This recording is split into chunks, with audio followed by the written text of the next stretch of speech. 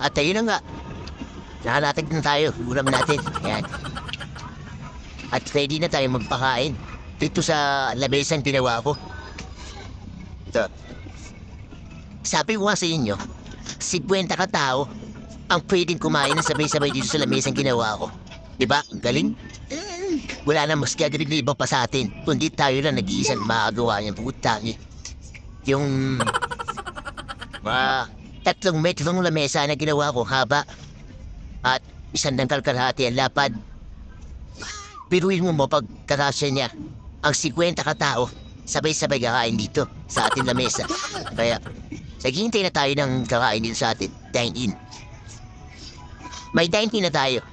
Tapos yung top save natin mamaya ay nilalatag na rin natin na tapa silog, tusino silog, longganisa silog, tayo silog, sisig silog, adobo silog. Better tayo niyan.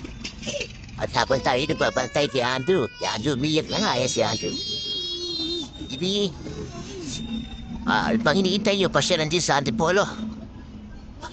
Dress up.